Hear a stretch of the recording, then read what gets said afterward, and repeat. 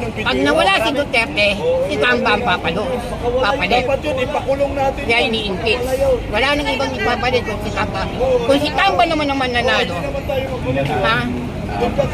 at magre-resign siya, tiwala siya mag-resign dahil siya, bangag siya, ibibigay niya ang kapangyarihan. Pero ngayon, nakikipag-agawan. Dahil alam ni Tamba na mapapalitan si Ferdinand Marcos. Sa mga nagsasabing bayaran kami, hindi kami bayaran. Pumunta kami dito upang dumamay dito sa mga mahihirap dito.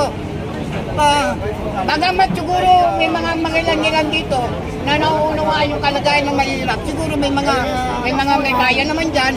Sa totoo lang, yung sinasabi ng 200, kulang pa nga yung pamasahe. Tutulong ang mga taga dito. Kulang pa yun. Sa totoo lang. Palagay mo, nakita mo na kagad 200. Pero anong pag-uwi ng po, nag-taste dito na kulang ilang araw, tapos gusto umuwi. Ano yung pamamasahe niya, tapos sasabihin niyo bayaran? Konstitusyon na mag-alala. Diba? Mag-alala. Sabi ko, bilib ako sa presidente. Tapos sasabihin niyo, swapang sa kapangyarihan. Hindi! Hindi swapang sa kapangyarihan. Matagal ko na kayong tinitignan. Kasi kung swapang si Duterte sa kapangyarihan, dapat pinatakbo niya si Inday Sara ng presidente. Oo. Hindi kasi minsan napakaswerte niyang Sara eh. Minsan ayaw rin niyang sumunod. Akala niya magbabago si BBM. Nabudol lang tayo eh. Nabudol tayo. Ako nga bumoto eh. Kami bumoto. Sa totoo lang, eto nagtitindan lang ng kandado sa bangketa to eh. Diba? Pero sa akin, sanayon siya na sumama rito sapagkat pinapakita namin kahit konti saglit, makita man lamang kami rito. No? Kahit papakilala ko sa kanya, hindi naman bayarin lahat ng tao katulad namin. Meron ba nagigayad sa amin? Wala. Wala. Sa gusto ko nga magkapera, lagi ako nag-online, lagi ako nai-scam doon sa online na paswak-swak eh. Nag-vlog nga ako doon sa ano ko eh. Nandun ako yung kay Marte, nandun nga eh, nakasok yung pero hanggang ngayon yung premyo ko wala eh. Sa tingin nyo, bakit ginaganyan nila siyang mga Duterte? Yung ginagawa ng sinabi na nga na, pag nawala si Duterte, si Tamba ang papalit. Kaya iniimpeach. Wala nang ibang ipapalit kung si Tamba. Kung si Tamba naman nanalo, at magre-resign siya, tiwala siya mag-resign dahil siya, bangag siya, ibibigay niya ang kapangyarihan. Pero ngayon, nakikipag-agawan. Dahil alam ni Tamba na mapapalitan si Ferdinand Marcos. At mapapalitan. Sa tingin mo, sa isang malinis na halalan, mananalo si Romualdez kay Inday Sara? Kung ako hindi naman dapat ituloy yung malinis na halalan hanggang nakaupo si BBM. Sa totoo lang. Anong gagawin natin? Ay simulan na natin dito magsakripisyo. Kung ilang beses tatagal to, katulad ng EDSA, tumagal tayo ng ilang araw sa EDSA 1, ay halos napuno tayo, no? Halos napuno hanggang doon. Ano, sa kaberong, ano ba yung mantrade? Hanggang doon ng tao, hanggang doon sa ano. Magtsatsaga lang tayo, kaya lang tayo hindi makapagtsaga. Unang-una, inaalala natin ang pamilya namin. Totoo yung sinasabi ni Bibi Sara na meron tayong mga negosyo.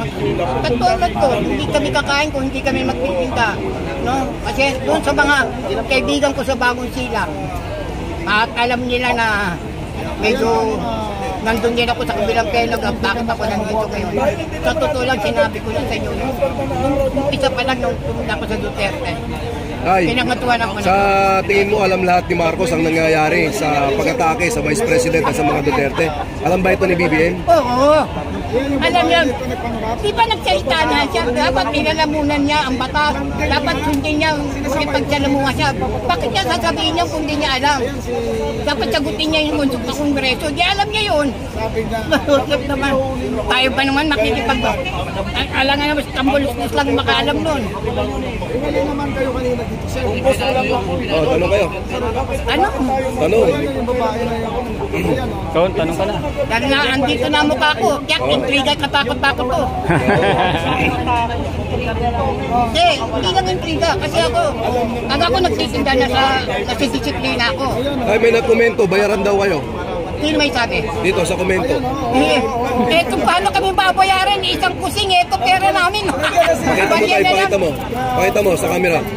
Wala yung pera namin. Pakita mo. Meron ba ba? Ito na lang pera namin. Taas mo. Ito na lang po ang pera namin. Balik pa kami rito. Kaya angat mo kuya. Ito na lang. Ayan. Yung mga nagsasabing bayaran kami, hindi kami bayaran. Pumunta kami dito upang dumamay dito sa mga mahihirap dito. Bagamat siguro may mga mangilan-ngilan dito na nauunawaan yung kalagayan ng mahirap. Siguro may may kaya naman dyan. Sa totoo lang, yung sinasabi ng 200, kulang pa nga yung pamasahe. Tutulong ang mga taga dito. Kulang pa yun. Sa totoo lang. Palagay mo, nakita mo na kagad 200. Kaya nung pag-uwi ng nag-taste dito na kulang ilang araw, tapos gusto umuwi. Ano pa mamasahe niya, tapos sasabihin yung bayaran? Ay, tulad namin. Kami natatabong pag-ahot. Barya na lang po yung pera ni tatay. Barya na lang. Tay, sa tingin mo, bakit may mga lumalabas na balita na ayaw ni BBM na ipa-impeach itong si Inday Sara? Alam mo, malaking gulo pag na-impeach si Inday Sara eh. Napakalaking gulo. Siguro lalabas-labas hanggang probinsya pupunta lahat dito para makagano. Napakalaking gulo niya. Kahit na ngayon si yung sa NBI, kung maaari nga, ombudsman na lang yung ayaw na nila makiano eh. Dahil hindi nila papanigan yung sinabing terorista si Sara Duterte. No? Yun lang, ano? At sana magkaisa tayo, no? Sabi ko nga, baka wala ng tao dito eh. Yung pala, Mas marami yan mamaya. Kaya panawagan mo sa mga congressman natin. Alam mo, panawagan ko, alam lang, taga-bagong silang namihika ako. Ito ang bahan ko. May pwede na kong hika pero pumunta ako dito. Nag-post ako, nag-comment ako sa kahit nahihika ako, pupunta ako dito at makikisa na mga. Tinupad ko yan sa pamamagitan ngayon. Hindi nga lang ako pumunta kahapon. Totoo yan. Hindi ako pumunta kahapon. Tayo pwede magtanong? Ako yung laging minsan, nagre-release ako para lang magkapera. Hindi naman na makabuo ng release ko. Tayo pwede magtanong? Kung sakali po nanonood si Pangulong Bongbong Marcos, ano po yung mensahe mo sa kanya? Alam mo, sasabihin ko lang, hindi garapalan eh. Halatado naman na bangag ko kayo. Sana maawa naman kayo sa sambayan ng Pilipino. Ano? Sana maawa kayo, no? Maawa kayo sa sambayan ng Pilipino. Pag-upihin nyo na ng matiwasay kung sinong gusto nyo bumalik. Huwag lang sana dumanak pa ng anuman danak ng dugo dito ng anuman. Kasi hindi na po aalis sa mga tao to. Hanggang mahintay namin na surrender po kayo. Yun lamang ang akin, no? So, ayun tayo, pahinga ka muna. Pahinga ka muna. Pagpahingay muna natin si tatay. Sige po, tay.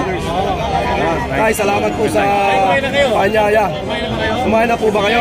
Ako may pabol ako kay tatay. Ako may pabol ako, tay. Huwag mo nang nyo ako kakapirahan.